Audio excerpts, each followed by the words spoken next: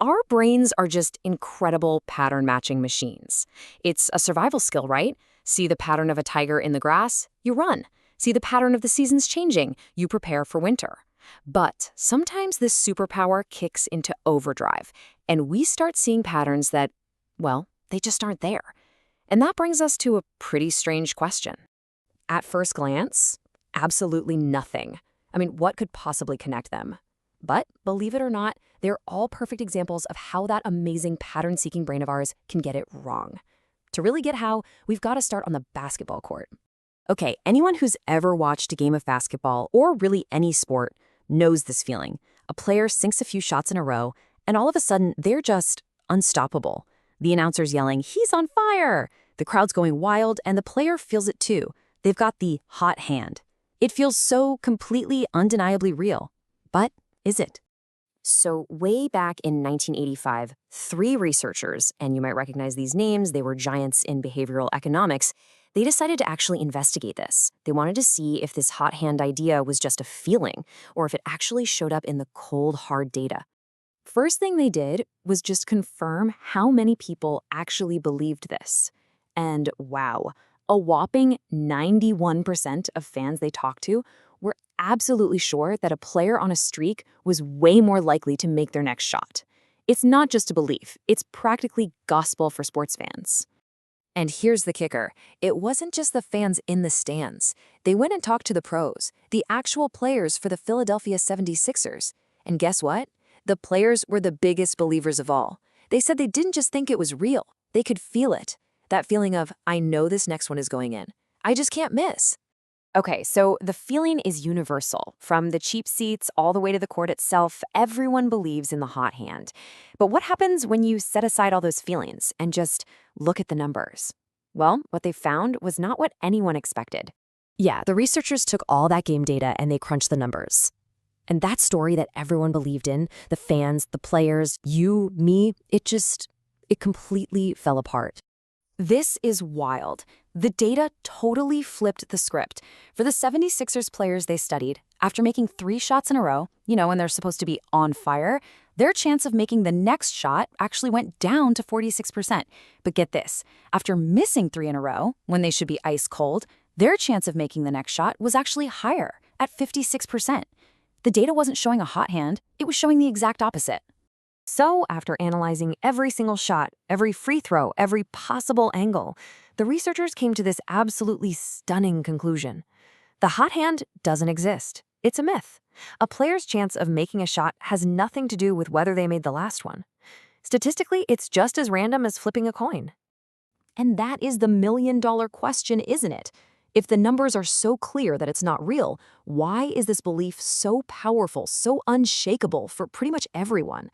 Well, the answer lies in this really fascinating little glitch in how our brains work.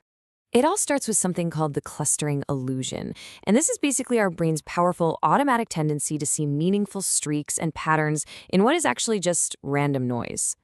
The thing is, we have a really warped idea of what randomness is supposed to look like. We kind of expect it to be all neat and evenly spaced out. But true randomness isn't like that at all. Real randomness is clumpy. It has clusters, it has streaks. You flip a coin, you get 4 heads in a row. It feels like something special is happening. But statistically, it's bound to happen eventually. And once you start looking for this illusion, you see it everywhere. People see patterns in the stock market that are just random walks. Gamblers are absolutely certain they're on a winning or losing streak. And believe it or not, during World War II, this exact illusion had life or death consequences. During the Blitz, Londoners were terrified, and they were convinced they saw patterns in where the German V-1 bombs were hitting. Neighborhoods would have clusters of hits, so people developed these complex theories about German spies and targeting strategies. But after the war, a statistical analysis showed that the bomb impacts were almost perfectly random. The clusters they saw, they were just ghosts, a product of our pattern-seeking brains under extreme stress. So the clustering illusion is about passively seeing these patterns in the noise. But what happens when we take that a step further, when we actively grab one of those random clusters and build a whole story around it? Well, that's when we meet the Texas sharpshooter. This is the Texas sharpshooter fallacy, and the story behind the name is just perfect. It tells you everything you need to know. He's not predicting where the shots will land. No, he's defining the target after all the shots have been fired, making it look like he had a plan all along. So the key to this fallacy is that you are zeroing in on the similarities, that tight little cluster of bullet holes, while you completely ignore all the differences, right? All those other shots that are scattered all over the rest of the barn. You're just cherry-picking the data that fits the story you want to tell. And this process is so important to understand. You're not using data to test an idea you already have. You're letting a random blip in the data create the idea for you. It's working completely backward from how science is supposed to work, and it's a super easy trap to fall into, especially when you have tons of data. Let's look at a really famous real-world example of this in action. Back in 1992, a big study in Sweden looked into whether living near high-voltage power lines caused health problems. But here's the thing. They didn't just test for 1 or 2 diseases. They tested for over 800 different ones. And sure enough, they found one, a link between the power lines and childhood leukemia rates being 4 times higher. And as you can imagine, this caused a huge public panic. But here's the Texas sharpshooter problem. If you test for 800 different things, you are virtually guaranteed to find at least one connection just by pure random chance. They fired 800 bullets at the barn and then painted a bullseye around the one that happened to cluster together. And of course, later studies, which were designed properly, found no link whatsoever. So we have these two really powerful tendencies, right? One is our tendency to see clusters in random noise, and the other is our tendency to build big stories around those clusters. It's really important to understand how these two ideas fit together. The best way to think about it is like they're two sides of the same coin. The clustering illusion is the passive, automatic glitch in your perception. That's what gives us the hot hand myth. The Texas sharpshooter fallacy is the more active process of taking one of those random clusters and deliberately pointing to it and saying, see, this is meaningful. That's what gives us things like the cancer cluster myth. One is a glitch in how we see the world, the other is a glitch in how we reason about it.